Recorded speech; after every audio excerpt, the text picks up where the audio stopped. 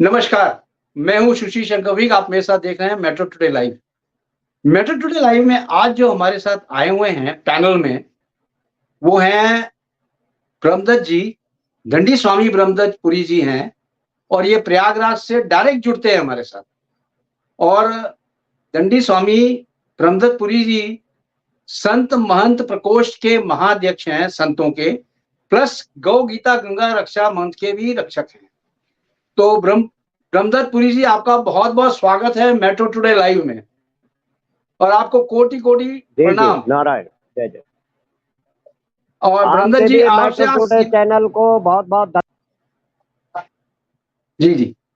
ब्रह्मदत्त पुरी जी, आपको सीधा सवाल है मेरा जी ना कि महाभारत जो है, जी ये किस लिए रची गई? जी जी महाभारत क्यों हुआ था? इसके बारे में कुछ आप व्याख्या बताएँ। क्योंकि 140 करोड़ जनता में कई लोग अभिज्ञ हैं, हमारे पुराणों से, हमारे कई चीज़ों से, तो कृपया उनको बताएँ जी जी कि महाभारत क्यों रची गई जी और महाभारत क्या है? जी, गुरुदेव। जी जी बहुत बहुत धन्यवाद कि आपने जो है ऐसे धार्मिक प्रश्न रखे हैं और अध्यात्म क्षेत्र के ज़्यादा आपके चैनल पर विषय रखे जाते हैं, क्योंकि जी, जी। जब तक अज्ञानता रहेगी और ज्ञान नहीं होगा तो व्यक्ति रास्ता भटक जाता है। ये तो जी, भौतिक जगत का प्रचार प्रसार तो और चैनल हजारों पड़े हुए हैं भारत में, पर अध्यात्म चर्चा कोई कोई चैनल कर प्रारब्ध और सौभाग्य है और पहले से ही जो है, तो जी, इसीलिए आपका प्रश्न जो आज आपका प्रश्न बहुत अच्छा है कि ये महाभारत कैसे रचा गया, क्यों महाभारत आरंभ हुआ, कैसे, इसका कारण जी, क्या जी। है। तो कोई कारण क्या है? किसी जी, किसी घटना चक्र के पीछे कोई ना कोई कारण छुपा होता है और उस कारण से ही जो है झगड़ा के कारण बनते हैं। जी, कारण से जो है कि झगड़ा किस बात से हुआ था, यानी युद्ध क्यों हुआ था, यह विषय आज का है। महाभारत शब्द भाव के लिए है, युद्ध के जो संबोधन में होता है महाभारत। तो जी, इसलिए क्योंकि जब कभी भी हमने देखा है कि अगर सुलेशन या समझौता आपस में परिवार में मेल नहीं होता है, दरार पड़ जाती है। इस महाभारत से हमको ये सीख लेनी है कि वहां पर जो है फिर लोग जब दूसरे की नहीं सुनते हैं तो तब कोर्ट कचहरी की है। तो जी, जी, उस वक्त के हमारे हमारे जो सुप्रीम जज जो थे, उस वक्त हमारे भगवान कृष्ण जी थे। जी, और कृष्ण जी जो है युद्ध क्षेत्र के दोनों पार्ट के बीच में हो जाते हैं। उधर पांडवों के पुत्रों में, उधर धृतराष्ट्र के पुत्र, पुत्रों तो में। हाँ दोनों के खड़े हो जाते हैं और दोनों के बीच में वो समझौता करने के लिए, तो जैसे तराजू का एक कांटा होता है बीच में करके, बीच में रह के नहीं कौन सा पलड़ा झुक रहा है, कौन सा उठ रहा है, सत्य और न्याय। तो इसलिए वो देख रहे थे, तो वो तो दृष्टा थे, दृष्टा भगवान तो दृष्टा थे। तो दृष्टा थे। जी, उस युद्ध में अब जी, प्रसंग आता है कि महाभारत आरंभ कैसे हो गया, ये घटना घटी क्या कि जो महाभारत रचना पड़ा फिर। जी, जी, जी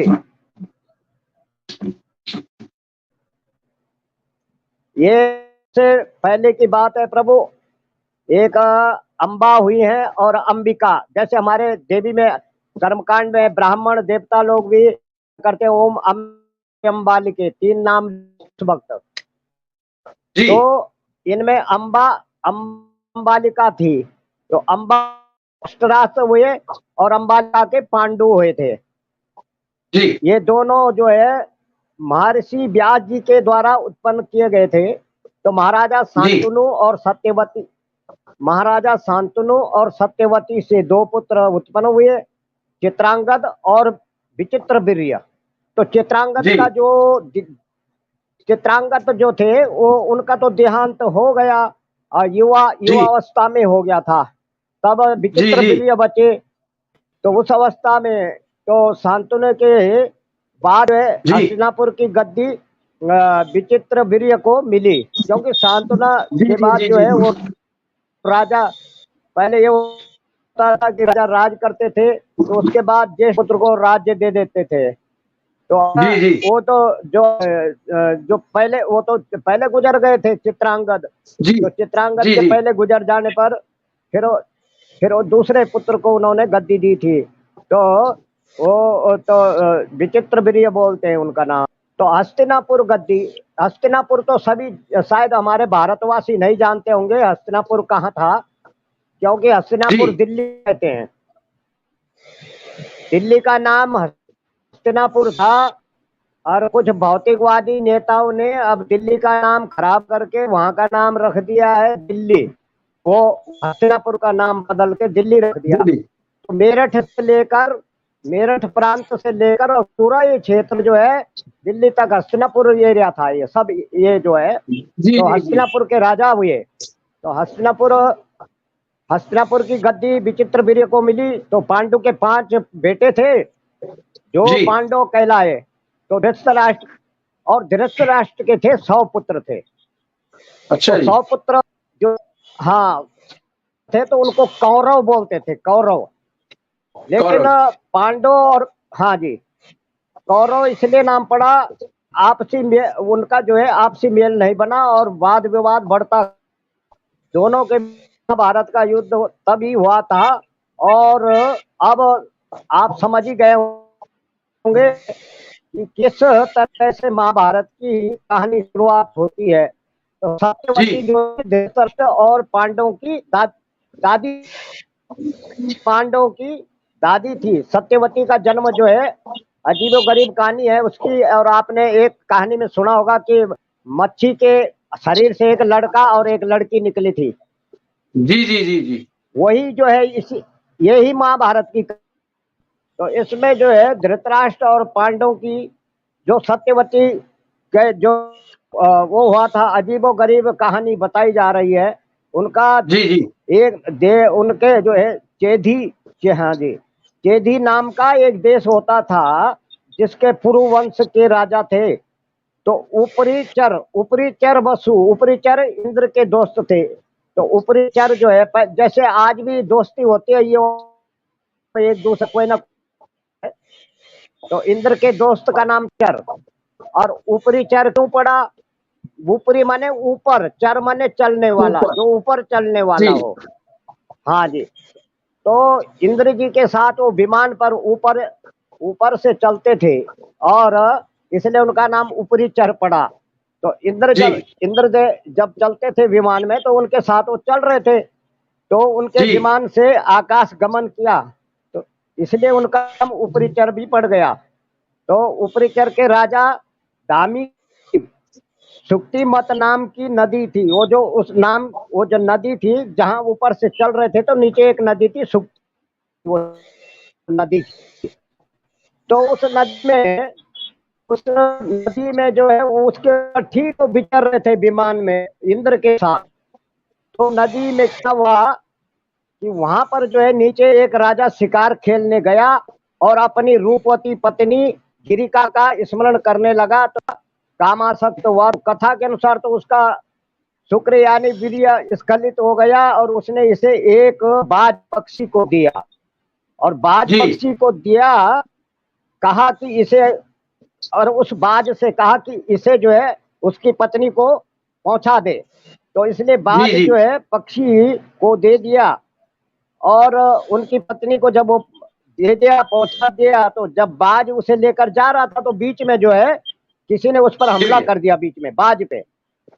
जी जी तो वहां उस बाज लेकर जब उड़ रहा था तो ऊपर रास्ते से उस पर आक्रमण हो गया। तो नतीजन क्या हुआ कि वीर्य नदी में गिर गया। तो उस नदी में एक अप्सरा रहती थी जिसका नाम क्या था? अद्रिका। तो अद्रिका, वो जो अप्सरा रहती थी तो उसको पहले का श्राप था। उन्होंने, भगवान ने जो है श्राप दिया था कि जाओ आप मच्छी का बन जाओगे। इसलिए वो अप्सरा थी लेकिन उसको श्राप के कारण वो मच्छी बन गई और उस नदी में रहती थी। तो उसी नदी जी में जिसका नाम था अद्रिका, तो वो ब्रह्म श्राप के चलते मछली में बदल गई थी। तो नदी में ही अपना समय वो बिता रही थी। तो उसने वो वीर्य ग्रहण कर लिया और उससे वो गर्भवती हो गई। तो 10वें महीने में क्या होता है कि एक मछुआरा जाता है, और 10वें जी महीने में जब मछुआरा जाता है तो जाल फेंकता है और मच्छी को जाल में फंसा लेता आप है। पकड़ लेते और हाँ जी, अब वो मच्छी जो है बड़ी विचित्र थी, सबसे मोटी थी, बहुत मोटी थी, अन्य मच्छियों से भी विचित्र थी। तो जी जी उसके जाल में जब फंस गई तो मछुआरे ने देखा कि पेट में एक लड़का और एक लड़की मिले। तो उन्होंने, जिससे कि वो राजा के पास ले गया, वहां का जो राजा था, तो राजा ने जी जो है अप्सरा से पूछा। तभी अप्सरा शराब से मुक्त होकर और आकाश मार्ग में चली गई। और वो जी राजा जो है अपरिचर मछुआरे से कहा, वो जो अपरिचर राजा था उसी के पास वो मछुआरा ले गया था उस मच्छी को। जी जी तो जी उसमें से निकाल के एक लड़का एक लड़की जब निकले, वो मुक्त हो गए, तो आकाश मार्ग से वो चली गई, अप्सरा जो है मुक्त हो गई। तो मछुआरे से कहा कि यह कन्या जब तुम्हारी जो है जी रहेगी, राजा ने कहा ये कन्या, मछुआरे को कहा तुम रख लो और लड़का हमें दे दो। तो जी जो बाद में मत्स्य नाम का राजा, धार्मिक राजा हुआ था, मत्स्य राजा था जो, वही लड़का था जी जी वो लड़की मत्स्य गंधा, और राजा का नाम मत्स्य था और लड़की का नाम मत्स्य गंधा। और मत्स्य गंधा इसलिए कहा कि वो मत्स्य जैसी गंध आती थी, तो मत्स्य गंधा इसलिए नाम पड़ा। और कोसों दूर तक भी उसकी स्मेल जाती थी। तो क्या कि जब वो कन्या अपने नाव चला रही थी, तो नाव चला रही थी तो उसने अपने बेटे में अपना लिया था उस लड़के को। तो बाद में जो है मत्स्य नाम का राजा, धार्मिक राजा बन गए, मत्स्यगंधा, यानी सत्यवती हुई थी। वो जो लड़की सत्यवती हुई, लड़की जैसे जैसे बड़ी होती गई वैसे ही खूबसूरत भी होती गई। जी लेकिन वह मछुआरों के साथ उन्हीं की बस्ती लेती में रहती थी। अब लिहाजा नाम क्या हुआ कि मत्स्य गंधा पड़ा, तो वही जो है सत्यवती। और उसके जैसे ऐसी सुगंध निकलती थी कि दूर दूर तक भी उसका आभान हो जाता था। तो ले जी जी उसका नाम योजन गंधा हुआ। योजन बोलते हैं दूरी को, जैसे मील हम बोलते हैं, जैसे योजन भी होता है। योजनों तक जी जो है जी उसकी गंध चलती थी, योजन गंधा संबोधन करते थे उसको। तो उसके जी जी बाद जो है नाम मत्स्य गंधा और सत्यवती, उसके जैसे ऐसी सुगंध जब आती थी, तो इसलिए उसका नाम भी योजन गंधा पड़ा। और उसके बाद जी राजा शांतनु से सत्यवती की शादी हुई थी। जी तो राजा शांतनु से जब उसकी शादी हुई, तो उसके बाद जो है करीब वो राजा एक बार वहां घूमते घूमते सत्यवती, एक दिन राजा क्या हुआ, शांतनु घूमते घूमते और यमुना जी के तट उस वन में, वहां वन क्षेत्र था, और यमुना जी शायद हम्म, दिल्ली के आसपास कहीं रही होगी, क्योंकि यमुना जी उधर से जी होती है। तो अब तो बस्ती जी हो जी गई, पहले जंगल था। तो वहां जंगल जो शांतनु राजा उस जंगल में गए।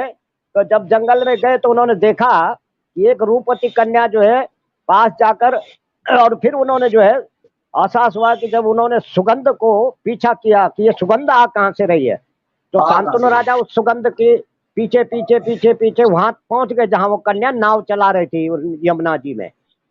तो जी नाव जी जी पार कर जब वो, और राजा के पूछने पर उन्होंने अपना परिचय देते हुए कहा, मैं एक धीवर जाति की हूँ। धीवर जाति होती है जो नाव चलाते हैं, तो मैं एक धीवर जी जाति के आदेश अनुसार मैं कह रहे, उसने कहा कि मैं तो नाव चलाती हूँ और नाव चला के अपना गुजारा चला रही हूँ। तो जब वो धीवर जाति की इस तरह राजा से वार्ता हुई, तो उसके पिता दासराज के पास, वो जो धीवर था वो दासराज नाव चलाने वाला, उसका पिता जो उस जी कन्या को ले गया था। तो जी जी वहां जब दासराज ने शर्त रखी कि अगर आप मेरी कन्या में पैदा हुए पुत्र को ही राजा की गद्दी सौंपोगे, वही जो जी जी राजा जो है मत्स्य गंधा जो है, उसको, उनको जो राजा को जो है वो लड़का दिया था, तो वो ये चाह रहे थे कि जो लड़का हमने वहां दिया, ये लड़की मेरे पास है और आपका लड़का वही हो और राजपाट उसी को मिले, न कि अपने पहले के जी बेटों को मिले, इसी को राज मिलना चाहिए। करेक्ट उन्होंने बीच में ये बिल्कुल शर्त ये शर्त उन्होंने रख दी तो राजा की बड़ी हो गई। अब राजा सोच लगे अब आगे होगा क्या, इसलिए मेरी कन्या में पैदा हुए पुत्र को ही राजा की गद्दी सौंपोगे तो मैं अब जो है उसका ब्याह आपके साथ कर सकता हूं। तो शांतनु वचन नहीं दे पाए और अपने जो है राजयोगी राज की तरफ, अपने राज दरबार की तरफ लौट गए, वापिस हो गए। तो और हालांकि वह उसके बाद जो है राजा को जब घर में गए तो बेटा ने देखा पिताजी आज उदास उदास क्यों हो रहे हैं, आज कुछ उदासी छाई हुई इनके चेहरे में। तो उन्होंने पूछ लिया, उदास रहने लगे तो उनका पुत्र जो था राजा का अपना जो ओरिजिनल जो पुत्र था वो देवव्रत नाम का था। तो देव राजा मत से तो जो था वो तो मच्छी से जो वो था उसका नाम था देवव्रत। तो देवव्रत ने पूछा पिताजी आप बहुत ही छाया पड़ी हुई है आपके चेहरे पर, बड़े सुस्त हैं, कुछ चिंतित हैं, क्या बात हो गई। अब कोई घर में परिवार में पिताजी अगर आप सोच में पड़े हैं तो बच्चों को एहसास होता है तो पूछ लेते पिताजी क्या बात हो गई, कोई तकलीफ है, कुछ दुख है। तो जब इस तरह देवव्रत ने पूछा तो उन्होंने क्या किया, उन्होंने वचन दिया कि न तो मैं आजीवन ब्याह करूंगा। जब उनको ये मालूम पड़ गया कि ऐसी ऐसी शर्त पिताजी के आगे रख ली, जैसे भगवान रामचंद्र जी को कई ने शर्त रख ली थी तो दशरथ जी को वो वचन देने पड़े थे। कभी कभी ऐसा होता था तो वचनबद्ध होते थे ऋषि मुनि देवता जो कहते थे, फिर वो अपने अटल रहते थे वचनों पे। तो ना तो मैं आजीवन, तो उन्होंने देवव्रत ने ये ठान ली कि मैं अब आजीवन जो है शादी नहीं करूंगा, शादी मत्स्यगंधा उसी की होगी। और इसलिए उन्होंने जो है ये ठान लिया कि अब राजपाट उसी को ही मिलेगा जो मच्छी के पेट से निकला था। तो देवव्रत जी ने जो है अपना एक सत्य व्रत धारण कर लिया और इस वजह से मेरा कोई पुत्र, उन्होंने कहा कि मैं अगर मैं शादी नहीं करूंगा तो मेरा कोई पुत्र भी नहीं होगा, क्योंकि उनसे कहा कि तुम बेटे का जो पुत्र होगा राजगद्दी उसी को मिलेगी और राजा उसी को बनाया जाएगा। तो उन्होंने फिर ये जब ये शर्त उनके आगे हो गई तो सत्यवती की बेटे की राह में आएगा। तो सत्यवती के चलते ही देवव्रत को भीष्म पितामह कहा है। देवव्रत की जो है इसी प्रतिज्ञा पर उन्हें भीष्म पितामह कहा जाएगा और वो सत्यवती का ब्याह राजा शांतनु से हो गया। फिर सत्यवती के दो बेटे हुए, चित्रांगद और विचित्रवीर्य। चित्रांगद की युद्ध में मृत्यु हो गई और विचित्रवीर्य जो था कुछ सालों बाद भी वो बीमारी की वजह से वो भी चल बसा। तो उनकी दो रानियां थी, अंबिका और अंबालिका। तो दो बहनें थी, दोनों बहनों की शादी महर्षि व्यास जी के से कराया गया, जिसके बाद धृतराष्ट्र दो पुत्र हुए थे। पांडु और धृतराष्ट्र दो पुत्र इनसे हुए थे। और यहाँ से ये कहानी आरंभ हुई थी कि धृतराष्ट्र के 100 पुत्र थे और पांडु के 5 पुत्र थे। ये दोनों भाई थे सत्यवती के। तो फिर यहाँ से जो है ये पुत्रों के अब आपस में अब हिस्से के लिए लड़ाई होने लगी। तो इसलिए गीता भागवत की रचना हुई है। वहां जब धर्म क्षेत्र कुरुक्षेत्र पहला श्लोक है तो वो धर्म के क्षेत्र में और कर्म के क्षेत्र में कुरु माने करना। तो कुरु राज्य के वंश के भी थे, वो कुरु राज्य वंश के कुरुवंशी बोलते थे उनको। तो कुरुवंशी और पांडव जब इनका युद्ध शुरू हो गया तो भगवान बीच में न्याय के रूप में, जज के रूप में खड़े रहे।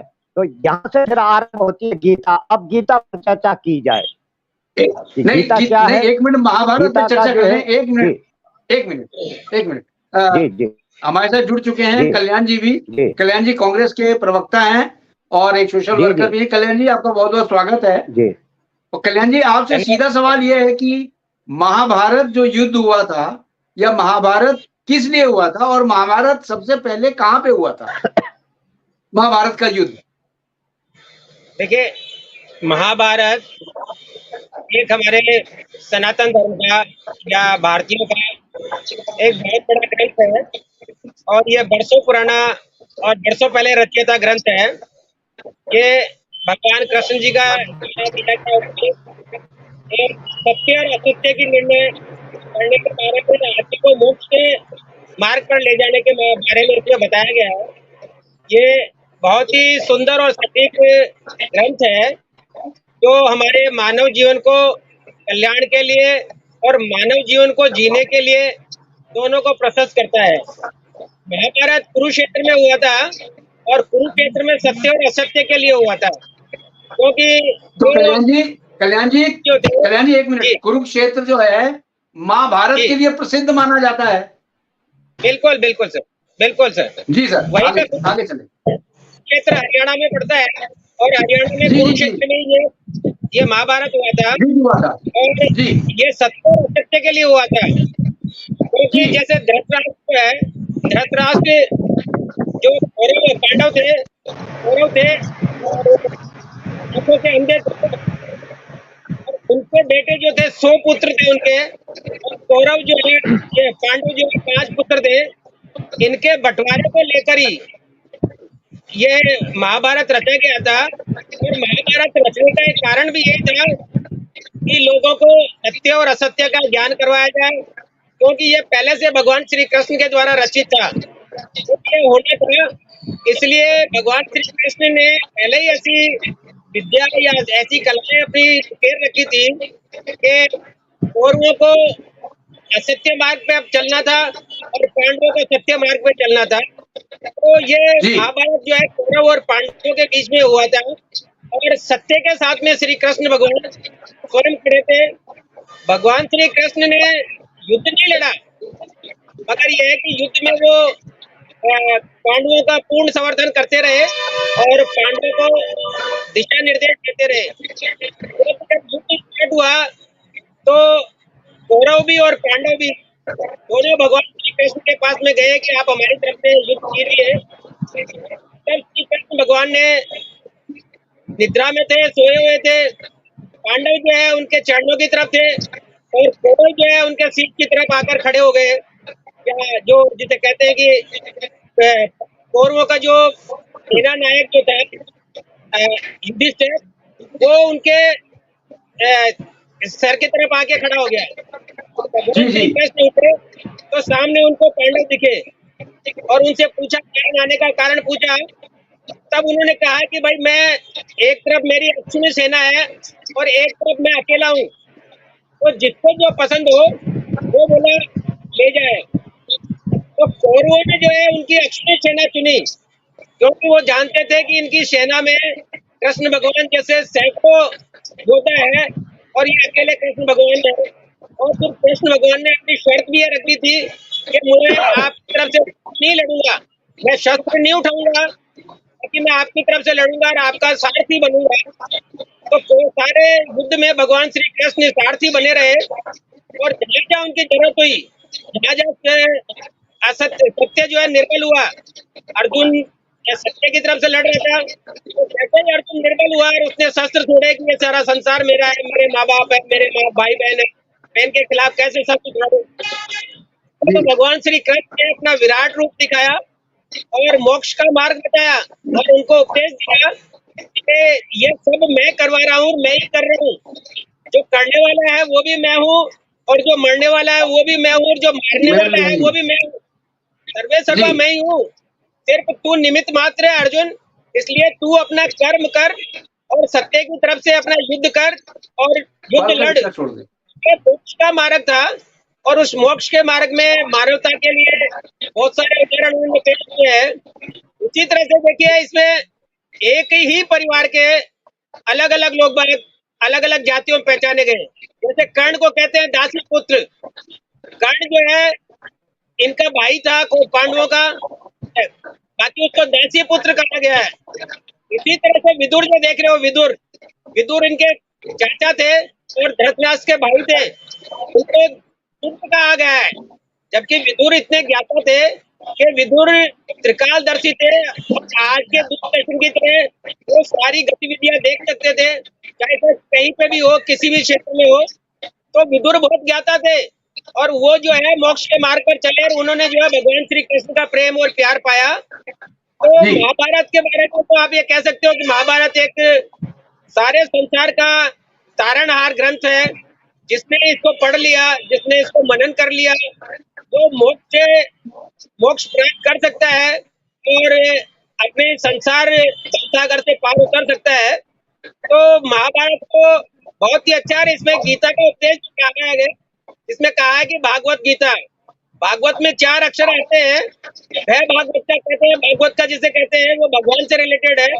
वहां से होता है वाणी, भय भागवत का, और ग से होता है गीता का, और त से होता है 3 गुणों से जो पार उतरता है। 3 गुणों का अध्ययन कर ले, जो रजोगुण, जी तमोगुण और जी सतोगुण, वो इसी का नाम भागवत है। ये 4 अक्षर है भागवत। पहला अक्षर जो है भगवान का है, दूसरा अक्षर गीता से रिलेटेड है, जो गीता में भगवान ने उपदेश दिया उससे संबंधित है, और भागवत, और वह का मतलब होता है वाणी, जो भगवान श्री कृष्ण ने अपनी वाणी के निर्देश दिया और बताया कि ये मार्ग है, और उसी में उन्होंने जी तीनों गुणों का, रजगुण, तमगुण और सतोगुण का उपदेश दिया है। और ये अगर जो आदमी इन तीनों को अध्ययन कर ले, पढ़ ले, वो भवसागर से पार हो सकता है। मेरा मानना तो जी ये है। बाकी गुरु जी है, बैठे हैं, इनको ज्यादा नॉलेज है और ज्यादा समझदार है, हम गृहस्थ आदमी है। तो मैं चाहूंगा कि गुरु जी ये भी बता दे कि कर्ण को कैसे शूद्र कहा गया, या दासी पुत्र कहा, या फिर जो विदुर है, विदुर को कैसे दासी पुत्र कहा है, क्योंकि विदुर उन्हीं के परिवार का था, कर्ण भी उन्हीं के परिवार का था। तो ये सारी चीजें जो है ना, आचार्य जी हमारे सामने बैठे हैं, गुरु जी बैठे हैं, तो वो ज्यादा प्रकाश डाल पाएंगे और अपन लोगों को समझा जी जी पाएंगे। जी धन्यवाद। बोलिए जी बोलिए सर। स्वामी जी बोलिए आप स्वामी जी बोलिए जी जी जी जी। हाँ खैर, बोलिए स्वामी भारत महाभारत में हाँ, महाभारत बोल। महाभारत में करोड़ों लाखों लोगों, है? करोड़ों और लाखों लोगों का नहीं इतिहास नहीं है, नहीं। उसमें भरा पड़ा है। बहुत बड़ा इतिहास है। तो जी जो जी जी मूल बात है कि हमें सीख लेनी चाहिए। महाभारत के जो ग्रंथ हैं, महाभारत से हमें सीख लेनी चाहिए। जैसे जमीन और झगड़े का विवाद था, हिस्से का विवाद, और हिस्सा न मिलने के कारण जो है युद्ध करना पड़ा। तो जब घर में जी ज्यादती होती है, किसी के हिस्सा नहीं मिलता है, या किसी को जो है कोई एक दूसरे भाई से अन्याय करता है, और एक बाप के 2 बेटे हैं, और 2 बेटों में से जो है एक को हिस्सा नहीं मिल रहा है, और एक अपना हिस्सा जो है चुकता ले लिए हैं, तो उससे विवाद बढ़ने का कारण यहीं से आरंभ हुआ था। तो जब उन्होंने कहा कि हमारा हिस्सा भी तो होना चाहिए, कुछ ना कुछ हमें भी हिस्सा मिलना चाहिए, तो उन्होंने कहा, बोला हम तो, भगवान ने भी कहा कि चलो कोई बात नहीं। भगवान जो है बीच में बिचौलिया बन के गए। भगवान ने समझाया कि चलो कुछ नहीं तो 5 गांव इनको दे दो जो मांग रहे हैं। तो भगवान की बात भी उन्होंने नहीं मानी। और जो व्यक्ति किसी अच्छे सरपंच या अच्छे समझौता करने वाले सामाजिक व्यक्ति की बात नहीं मानता, तो फिर वो कोर्ट कचहरी की नौबत आती है। तो कोर्ट जी कचहरी में किस लिए जाते हैं? क्योंकि साथ अन्याय हो रहा है। तो अन्याय और न्याय, तो वो न्याय के लिए जाते हैं कि भाई ये अन्याय जो हो रहा है तो इसका न्याय करें। तो फिर वो, उसके बाद जी भगवान ने भी जब समझाया तो भगवान समझ गए कि अब ये व्यक्ति नहीं जी मानेगा। और फिर उन्होंने एक सुलेशन निकाला कि अब युद्ध कर, अब सत्य की लड़ाई होगी। सत्य और असत्य पर जो है, जो सत्य पर विजय चलेगा उसकी विजय होगी, जो असत्य पर रहेगा उसकी हार होगी। तो बात इसी होगी करके जो है वो, हाँ जी, इसीलिए वो युद्ध चला था। और उस युद्ध में जो है, क्योंकि पांडवों के जो थे वो सात्विक विचारधारा के थे, और जो कौरव थे वो तामसी विचारधारा के थे। तो तम और सत्य, सत्य और तम का जो है मेल कभी नहीं होता है। तो सत्य का जो गुण है, सतोगुणी उसको कहते हैं। जो कोई कामना न करे वो सतोगुणी है। जो कुछ मांगता जी है वो रजोगुणी है। और जो दूसरे का विनाश करने की तमोगुणी है। सर, रज और तम, इन 3 गुणों का कारण है व्यक्ति के जीवन में। जो जिस कर्म के गुण और कर्म का मार्ग पकड़ता है, उसको वैसे ढंग से जो है आगे रास्ता तय होता है। प्रारब्ध उसका जी स्थिर बनेगा। तो इसीलिए बढ़ता है, क्योंकि उसकी कर्म भूमि में जो जैसे कर्म करते हैं, तो इसीलिए इतना ये युद्ध क्षेत्र, ये झगड़े विषाद, ये तो सबका चलता रहा है। सब कुछ करते रहे, जाति वर्ण धर्म ये सब बढ़ता रहा है। पर मूल विषय यह सीख लेने की आवश्यकता यहाँ पर है कि अगर कोई ज्यादती किसी के साथ करता है, उसका अधिकार छीनता है, उसको हिस्सा नहीं देता है, तो यही नौबत आती है। और इसी नौबत से कि ऐसी नौबत ना आने दे, इसलिए जो है जब एक बाप के दो बेटे थे, वहीं पर धृतराष्ट्र और पांडु जो है उनको जो है उन्होंने ये पांडवों के पुत्रों को जो है हिस्सा दे देते, तो अधिकार था फिर उनका। तो उन्होंने कहा भी कि 5 गांव हमें दे दो, उन्होंने कहा एक सुई जी की नहीं देंगे। तो भगवान ने जी निश्चय जी कर लिया कि अब कोई सुलेशन नहीं, अब कोई समाधान नहीं, अब युद्ध ही एकमात्र है, और जो जीतेगा उसको राजपाट मिलेगा।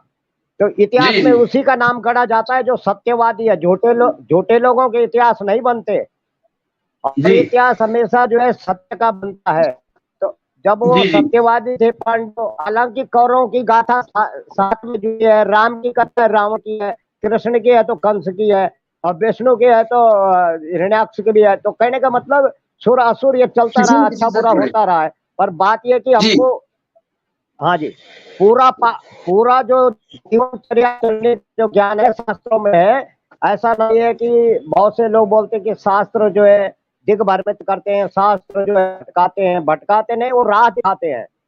और शास्त्रों को सही मायने में अध्ययन जिसने कर लिया, वो उसको अध्ययन करने का तात्पर्य है कि उस मार्ग पर होकर के चलना, और उससे हमें सीख लेना। तो महाभारत के युद्ध से ये सीख मिली कि अन्याय, अत्याचार और दूसरे के हिस्से को जो छीनता है, अतिक्रमण करता है, और इसी प्रकार जो है अंत उसका बुरा ही होता है।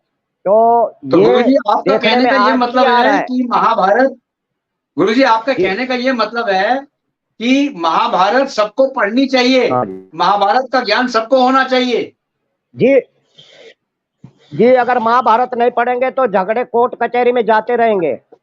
करेक्ट। महाभारत नहीं पढ़ेंगे तो कोर्ट कचहरियों का रास्ता नापते रहेंगे। और जिसने बिल्कुल सही। महाभारत पढ़ लिया वो कभी कोर्ट कचहरी नहीं जाएगा, क्योंकि महाभारत ये उससे सीख देता है कि भाई भाई अगर बराबर हिसाब बराबर अगर न्याय हो गया, झगड़े का मतलब नहीं बनता। जमीन के चक्कर जी में इतना बड़ा युद्ध हुआ, एक गीता रची गई, फिर ज्ञान मिला, फिर अर्जुन को जो है अर्जुन को 14 नाम संबोधन करते, 14 आता है। कितने तो साल लग भगवान ने गए। 14 नाम इसलिए उन जी कई साल लग गए। और जो कुरुक्षेत्र है वो हस्तिनापुर है, कुरुक्षेत्र ये हरियाणा, कुरुक्षेत्र तक जो दिल्ली का एरिया है, तो ये जी वहां तक था, पर अब जिले बन गए हैं। और जी जी। रियासत जब थी तो इनके नाम और थे, अब नाम तो, बदल दिया। तो तो कुरुक्षेत्र कुरुक्षेत्र इसलिए का रखा नाम भी कि पहले कुरुवंशी के, हस्तिनापुर था क्या स्वामी हाँ जी? जी वहां तक कुरुक्षेत्र का नाम आता था। पहले तो हस्तिनापुर था क्या? जी जी, वो हस्तिनापुर क्षेत्र में उतना एरिया था, वो पूरा राजा का, वो जो क्षेत्र हस्तिनापुर राजा जो जी जी थे जी जी शांतनु, उन्हीं का एरिया था वो। तो वहां पर जी जी वो जी कुरुक्षेत्र बाद में पड़ा। जब गीता की रचना हुई, कुरुवंशियों का युद्ध हुआ, कुरुवंश के राजा थे ना, तो उनके नाम से कुरुक्षेत्र पड़ा है। तो जी जी जी। कुरुवंशियों ने जब युद्ध वहां किया तो वहां का नाम कुरुक्षेत्र पड़ गया, कुरुक्षेत्र पड़ गया। कुरुक्षेत्र बोलते हैं पर कुरुक्षेत्र, अब कुरु माने करना भी होता है, युद्ध करना। जी जी जी तो जी वहां तक जो है इस तरह की स्थिति आई। तो हम समस्त जनता को ये कहते हैं कि न्याय और विवेक अगर आप खुद घर में कर लेंगे तो कोर्ट कचहरी नहीं नापेंगे। कोर्ट कचहरी जी कब जाना पड़ता है? जब एक व्यक्ति के साथ न्याय नहीं होता, दूसरा अन्याय कर रहा है, तो न्याय करने के लिए, और इसलिए वहां उनको दौड़ना पड़ता है। अगर घर में न्याय हो जाए तो वहां तक की नौबत नहीं आती है। इसलिए जी अपने स्वार्थ के लिए किसी को अपने स्वार्थ के लिए अपने स्वार्थ के लिए असत्य मार्ग का अनुसरण न करें, और झूठ न बोलें, क्योंकि झूठ और असत्य जो है हमेशा नहीं चलता। उस टाइम तो वाह तो हो जाएगी, पूरा प्रचार प्रसार बढ़ जाएगा उनका, लेकिन आने वाले समय में मुंह नहीं दिखा पाएंगे। इसलिए जो है ऐसा काम न करें कि अपने राह पर, अपनी चाल सत्य निष्ठा पर चलते रहें। और भी परिवार या भाई हो या कोई भी हो, तो उससे इसी तरह का जो है दुर्व्यवहार किसी प्रकार ना हो, उसका जो उसके साथ ज्यादती ना हो, तो न्याय हो, न्याय से रहेंगे। अब कोई गरीब है, कोई रईस है, कोई बड़ा अफसर है, कोई चपड़ासी है, ये तो चलता रहता है। पर यह है कि उसका जी जो हिस्सा है, जो अधिकार है, उसको अगर कोई शोषण करता है तो उसका बुरा खामियाजा होता है। तो यही जी हालत जी हुई थी। एक थोड़ा सा हिस्सा पर महाभारत युद्ध शुरू हुआ था, हिस्से के लिए जी हुआ था।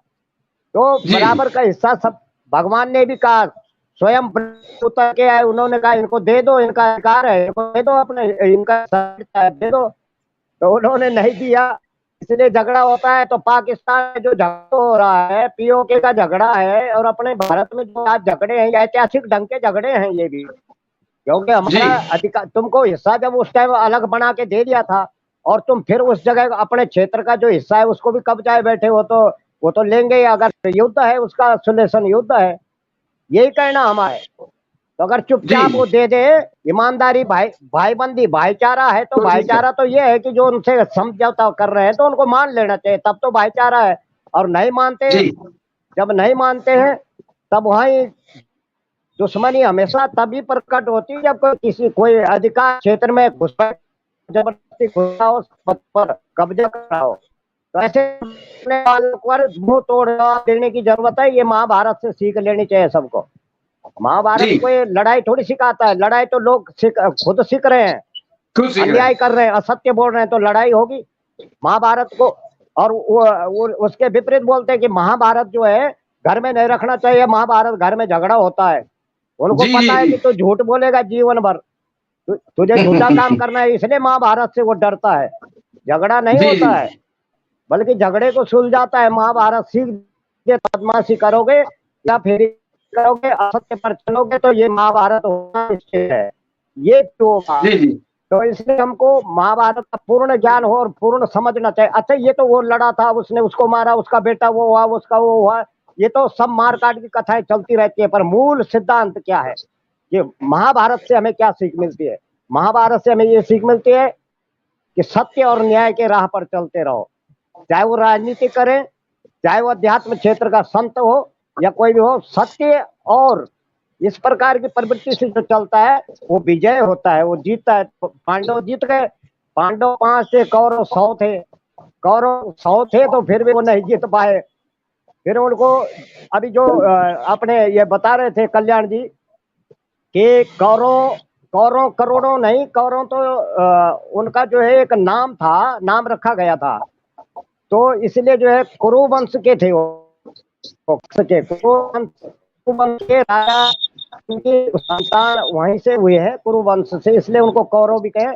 और जी वो फिर जो है भगवान ने इन्होंने जो अभी कहा था कि भगवान ने 2 सुलेशन रखे कि देखो 2 बातें मान लो, या तो आपको जो है सेना दे दें या मैं आपके साथ आ जाता हूँ। कौरव ने कहा नहीं, आपकी जरूरत नहीं है हमको, हमें हमें तो केवल बस पदार्थ चाहिए, संपत्ति चाहिए, आनंद चाहिए। तो भगवान समझ गए कि ये असत्य मार्ग चलने वाले लोग हैं, जो भ्रष्टाचारी आज जो है राजनेता भी नेतागिरी करते हैं, तो वो केवल ये ना सोचे कि नेतागिरी हम जो है कमाई के लिए कर रहे हैं, सत्य का मार्ग पर चले। और इसलिए सत्यनिष्ठ जो है जो व्यक्ति रहता है, चाहे भले ही लंबा समय लग जाए, पर एक दिन वो अच्छे मार्ग वो ऊंचाई पर पहुंच जाता है। ऐसे सत्पुरुषों को जो है सम्मान मिलता है। तो इसी तरह उन्होंने कहा, तो समझ गए ये भौतिक जड़वादी है, इनको भौतिक जड़ता चाहिए, और इन भगवान से संबंध नहीं है, ये असत्य पर इनको चलना है। तो हमेशा असत्यवादी व्यक्ति संपत्ति और भौतिक इस कचड़े को इकट्ठा करना चाहता है, इसीलिए वो झूठ भी बोलता है, इसके जी लालच जी में वो कितने झूठ बोल देता है। तो इसलिए जी ऐसा काम न करें, ऐसा लालच न करें कि जिससे हमें बार बार झूठ बोलना पड़े, उच्च न्यायालय को भी जो है असत्य साबित करना पड़े। तो इसलिए ऐसा न करें। और अगर जी महाभारत के अनुसार चलेंगे तो न्यायालय में भी इतना बोझा नहीं पड़ेगा न्यायालय में, जी जी जी जी तो इसलिए कल्याण जी, न्यायालय का बोझा भी कल्याण जी, घटेगा। सत्य जी सत्य जो है पराजय नहीं हो सकता है, लेकिन टाइम लग सकता है। सत्य की बिल्कुल जीत में बिल्कुल थोड़ा टाइम लगता है, पराजय नहीं होता है सत्य, ये सत्य है। कल्याण जी, आप देखिए, इससे सहमत हैं? जी सत्य दब नहीं सकता, सत्य देखिए अंकुरित होता है और आदमी को अपना पश्चाताप होता है। क्योंकि महाभारत जो हमें बहुत सारी सीख देता है। महाभारत एक छोटा सा ग्रंथ है, इसको बहुत सारी चीजें हैं। इसमें बताया है आदमी को लड़ाई के या झगड़े के 3 कारण होते हैं, जड़ जोरू और जमीन। यानी कि या तो पैसा जमीन हो, झगड़े के निशान थे। या फिर ये कि आपका जमीन हो। ये 3 मेन कारण जो है झगड़े के होते हैं, और उन तीनों जी का उदाहरण बहुत खूबी से महाभारत में दर्शाया गया है कि जो कौरव पांडव का युद्ध हुआ, वो जमीन और जर के लिए हुआ, और जो उनका विनाश हुआ वो स्त्री के कारण हुआ, क्योंकि उन्होंने जो द्रौपदी का अपमान किया। तो जो स्त्री जो करवा सकती है ना आदमी, तो स्त्री जो है द्रौपदी करवा सकती है, और स्त्री जो है नरक में भी ले जा सकती है। तो जो तीन चीजें आदमी त्याग दे, या तीन चीजों को आदमी है कि बर्दाश्त कर ले, जल, जोरू और जमीन, तो वो मोक्ष को प्राप्त कर लेता है। इसमें भगवान श्री कृष्ण जो ने सत्य और असत्य का निर्णय करते हुए लास्ट में ये भी समझा है कि ये मुक्ति का मार्ग है। अगर आपको मोक्ष प्राप्त करना है तो जर, जोरू और जमीन तीनों को त्याग दे, और इसमें ये है कि भाईचारा रखे, या फिर ये कि किसी के साथ बेईमानी नहीं करे। कल्याण जी, अब देखो द्रौपदी की कितनी साड़ी खींची गई, लेकिन कृष्ण जी ने केवल एक हाथ किया था, हाथ से उनकी इज्जत बची रही। देखिए, जी कल्याण जी, जब तक द्रौपदी को अपने आप पे विश्वास था, वो साड़ी को रोके हुए थे, तब तक भगवान श्री कृष्ण ने मदद नहीं करी। भगवान श्री कृष्ण इसको यही समझते हैं कि जो मेरे पे विश्वास करेगा तो मेरे को समझेगा करता, मेरे पे विश्वास करेगा, मेरे को करता समझेगा, मैं उसकी कभी हानि नहीं होने दूंगा। जब द्रौपदी की बेबस हो गई, सारी साड़ी से गई, तब द्रौपदी ने दोनों हाथ छोड़ दिए और भगवान श्री कृष्ण ने कहा कि लाज जाएगी मेरी नहीं, आपकी जाएगी। तब श्री कृष्ण ने, भगवान ने अपनी लाज बचाने के लिए, तो मेरे पे निर्भर हो गई, अगर ये निर्भर हो गई हाँ, तो ये निर्वस्त्र हो गई तो मैं नंगा हो जाऊंगा, मेरे पे तो लोगों का विश्वास खत्म हो जाएगा। इसलिए उन्होंने ऐसा आडंबर किया कि वो साड़ी को खींचते खींचते खींचते वो निस्तेज हो गया, और साड़ी इतनी बढ़ गई कि वो सारे लक्के भी उसको निर्वस्त्र नहीं कर सके। तो यही है कि ये तीनों चीज ऐसी है जो आदमी को विनाश भी करवा सकती है और मोक्ष भी करवा सकती है। आदमी अगर त्याग करे, भाईचारे से रहे, सत्य पे रहे, सत्य नहीं करे तो मोक्ष पाता है, और जो भाईचारे पे नहीं रहता, असत्य करता है, दूसरों की जमीन करता है, दूसरों के साथ दगा करता है, झूठ बोलता है, वो नरकगामी होता है। ये सारा का सारा महाभारत में रखा गया है। महाभारत जो है हमारे को महाभारत करना नहीं सिखाती, वो महाभारत से उभरना सिखाती है कि आपके घर में लड़ाई किस तरह से होती है। इसको आप महाभारत पढ़ोगे तो आप जान पाओगे कि आप ये नहीं करोगे, ये करोगे तो लड़ाई होगी, ये नहीं करोगे तो लड़ाई नहीं होगी। तो महाभारत तो सीख देती है कि आपको शांत रहना है और भाईचारे से रहना है और सत्य बात पे चलना है। महाभारत कभी लड़ना नहीं सिखाती, महाभारत मिटाती है, आपका लड़ाई झगड़ा मिटाती है महाभारत। इसलिए महाभारत घर में रखे, खूब पढ़े, कोई परवाह नहीं, और सबको पढ़ाए। और ठीक है, बस टाइम तो हमारे पास इतना ही था। आप सबका बहुत बहुत धन्यवाद आने के लिए। Thank you very much. जय हिंद, धन्यवाद, जय भारत। जय हिंद, जय भारत सर, जय भारत।